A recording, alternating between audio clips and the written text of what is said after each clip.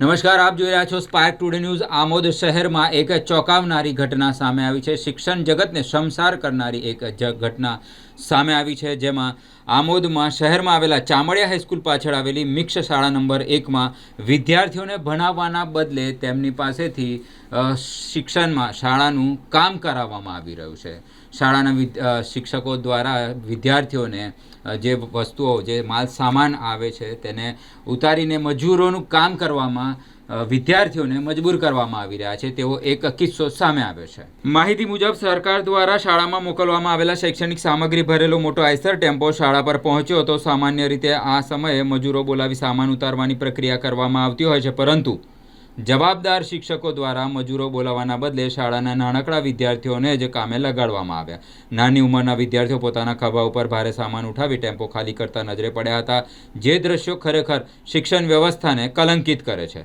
એક તરફ રાજ્ય સરકાર બાળકોને સારું શિક્ષણ મળે તે માટે કરોડો રૂપિયાનો ખર્ચ કરી રહી છે, ત્યારે બીજી તરફ એ શાળાના શિક્ષકો દ્વારા વિદ્યાર્થીઓ પાસેથી મજૂરો જેવું કામ કરાવવામાં આવી રહ્યું છે। અત્યંત શરમજનક અને નિંદનીય બાબત છે। શાળાએ બાળકોના ભવિષ્ય ઘડવાનું મંદિર છે, પણ મજૂરી કરાવવામાં આવી રહી છે।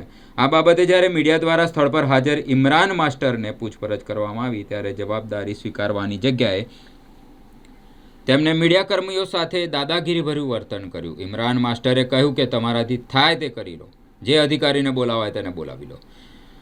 વિડીયો તેમને મોકલી આપ્યો। શિક્ષકને જવાબદાર પદ પર બેઠેલા વ્યક્તિનું આ પ્રકારનું બેદરકારક અને અહંકારી નિવેદન વધુ ગંભીર પ્રશ્નો ઊભા કરે છે। આ સમગ્ર ઘટનાને લઈને સ્થાનિક લોકોમાં ભારે રોષ જોવા મળ્યો છે। લોકોમાં ચર્ચા છે કે જો શિક્ષણના મંદિરમાં જ બાળકો સાથે આવી બેદરકારી અને શોષણ થશે તો સમાજનું ભવિષ્ય કેવી રીતે ઘડાશે।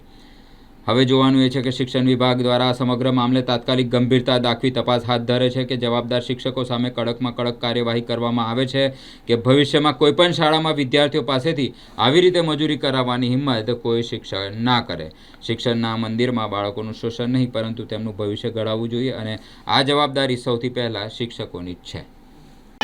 ઓ સાહેબ, આ નાના છોકરાઓ પાસે સામાન ને બધું ઉતારાયું છે। મારી પાસે સાહેબ વિડીયો છે, તો છોકરાઓને તમે ઉતારાવશો આ રીતના સામાન? મજૂરી નહીં આપતા? તો બાળકો પાસે કેમ ઉતારાયું? મારી પાસે સાહેબ એનું પ્રૂફ છે। ઓકે।